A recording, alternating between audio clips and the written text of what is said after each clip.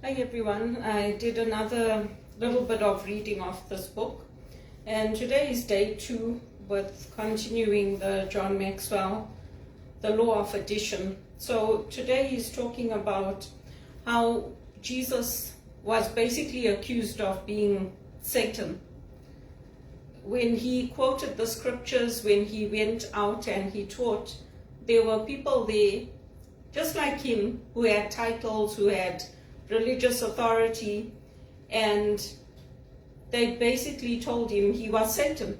In the scriptures you can read it in John 8:48 to 53 and 58.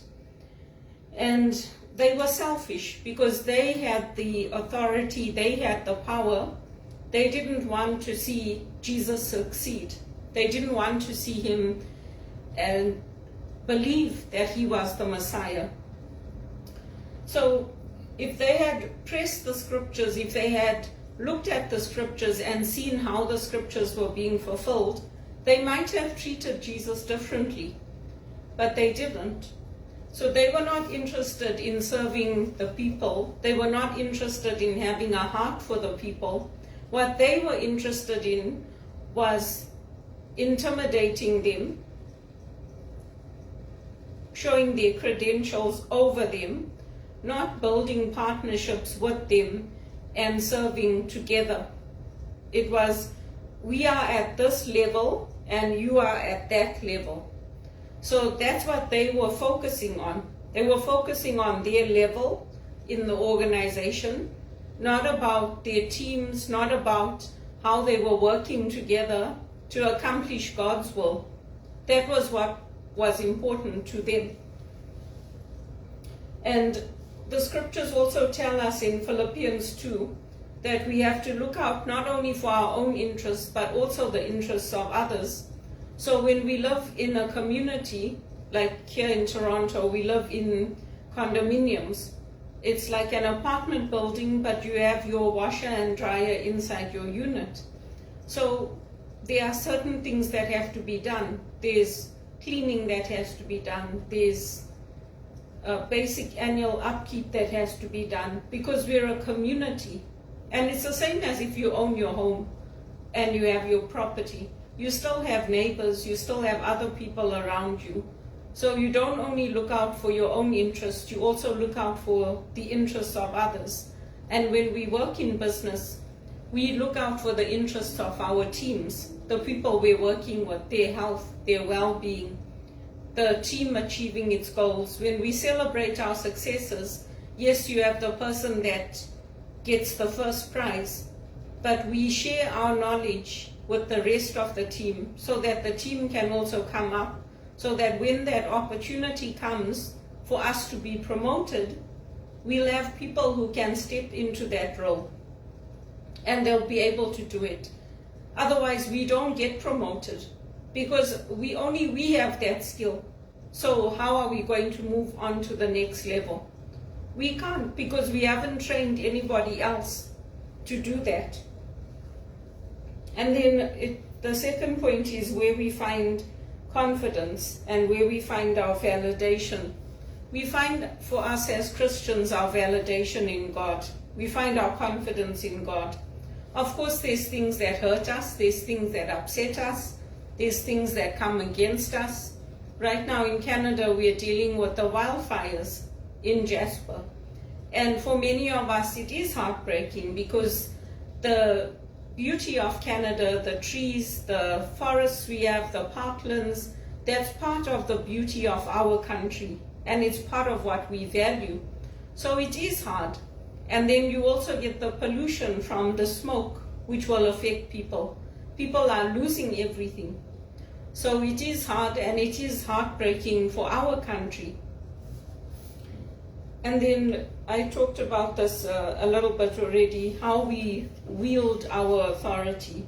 So you'll find that there are some leaders who they are loved because of who they are.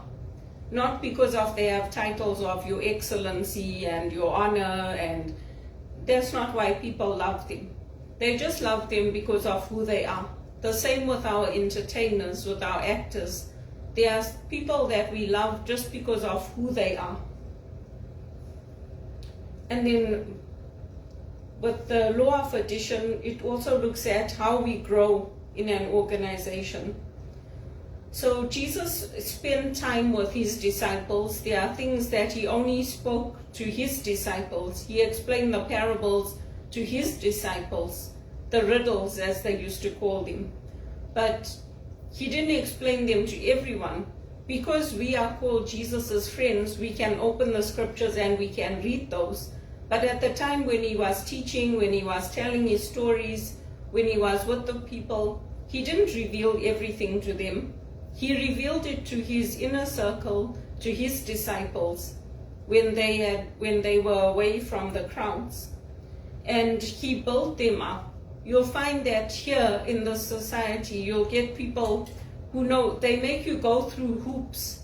So with me, since I've come here, I go through hoops. And I can have sat on boards, I can have worked on multi-million-dollar projects, and with no support, but they still tear me down. They still do not give me the support. They still do not give me the promotions. So there's a different approach being used in the workplace. You find that in workplaces where there are good values in place, that tearing down of people doesn't happen. And then there's also encouragement and empowerment for the disciples. When he called them away, when he said, come and rest a while, that's a form of encouragement. And it's a way of him looking after them. When we look at the law of addition, we also look at how we add values to others, what we treasure, where we are laying up our treasures. If our treasures are here on earth, and we worried always about our treasures on earth, we don't have time to worry about our souls, because that's not important to us. It's not important to us to hear the word of God, to receive the Eucharist, to have good values. Why is that important? The only thing that would be important is the here and now. And that was what was mattering to people then. And that's what Jesus was teaching about. And then how do we define success? So success in our culture is about winning. It's about getting first place. It's about getting the gold medals. It's about achieving the targets. That is success in our culture, especially in North America. You're not successful if you don't have a car, you don't have a house, you don't own land, you don't have a job. If you're constantly job hunting, you're constantly going in and out of contracts, people think there's something wrong with you. But they don't look at the environment. They don't look at the environment people have created in this country. And they just say, oh yeah, it's you. You are the problem. So when we look at Jesus's version of success, we know that we can't see the full picture. We know that only God can see the full picture. We can only see what's happening now, and we can see what happened in the past. But we can't see into the future. So we have to leave that in God's hands after we do our best. And when we are successful, we don't win on our own. Everybody wins, because our team wins, our families win, our communities win, because we are helping others as we go along. And then with our roles, what do we define as success in North America? The amount of money you're making. That's it. The more money you have, the more successful you're thought to be. It's the billionaires, it's the who can buy the most expensive cars, who can get the biggest TVs, who can have the Mercedes-Benz. That's success. But now the things are changing, because people are seeing that there are fires being started by lightning, and there are massive changes in the environment. They're finding cocaine in sharks. So all of that is affecting all of us. It's not like before, where you could say, oh yeah, well, I can go and move to this country and that country. Because if we don't build up our own countries, everything is becoming the same all over, with the 10 cities, with the crime going up, with the unemployment going up. And it's not just one country that's facing it, it's becoming global. So when we define success, we don't put ourselves above others. We value our accomplishments, we value what we've been given, our gifts, our talents, but we like to use them. It's no point having a gift and a talent if you can't use it. And then what? Just have it and then do what? Do nothing with it? So leaders have different perspectives. You'll find that even with Queen Elizabeth, she put her faith at the center of what she did. And people loved her. The English people loved her. And even world leaders loved her. So it's very different to what's happening in some of the other places in the world. The question that we can go with for the law of addition is, how is our leadership reflected in our lives? And how do we treat others? For a long, long time, I used to just think that, okay, it's okay, let people, you always put yourself second, always put others first. But people took advantage of me to the point where the executives I worked with said to me, now you have to get a lawyer because you've tried to be nice, you've tried to negotiate, you've tried to set up calls, you've tried to reach out to people, and if people are not willing to meet you halfway and they're putting your life at risk, then this is not on. Because my career was not only shaped by me, it's shaped by all the people I worked with, and I worked in so many different companies. I've worn so many different hats. I've touched on multi-million-dollar projects for IT, for HR, for communications, for retail banking, for mergers of cards like Visa and MasterCard when I worked in the banks.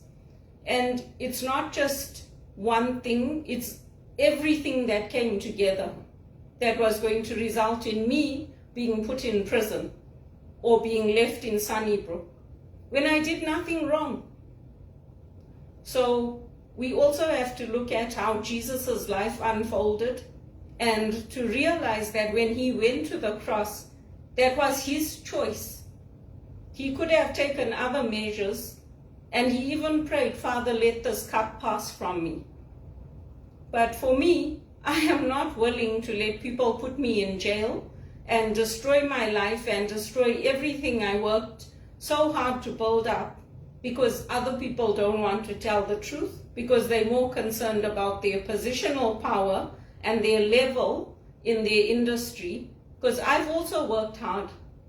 I've also come up from nothing. I came to Canada with nothing but a suitcase and a little bit of money that I saved when I was in England.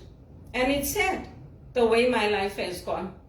I've done well in as far as I can, but I could have done much, much better if I'd had good people around me, and if I'd had people who had promoted me and given me the opportunities and supported me.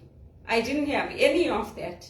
For almost 20 years, I've been pushed from one thing to another thing and one place to another place, with no stability, no good income, no rewards for what I've done in the community, in my family, nothing.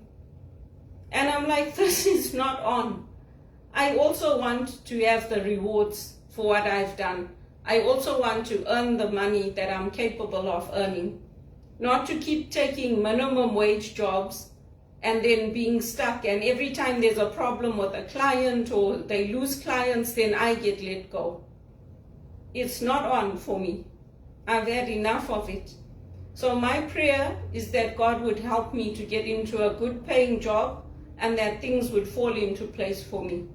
Because you have friends who stay with you and they're there for you when hard times come, and then you have friends like people in Canada. As soon as they've settled in and they've got their role in the parish and they've got whatever they need, they forget about you. and they move on. And that's not right. If I've given to people, I want them to reciprocate. I know it all comes from God, but we are also responsible as human beings for how people treat us. And if people are just going to use me to get into parishes and get into schools and then forget about me, those people are not friends. They're just people who are using me to get what they want, and then they forget about me. And I don't think that that's what Jesus wants for us. That's not what he did to his disciples, and that's not what he expected of his disciples.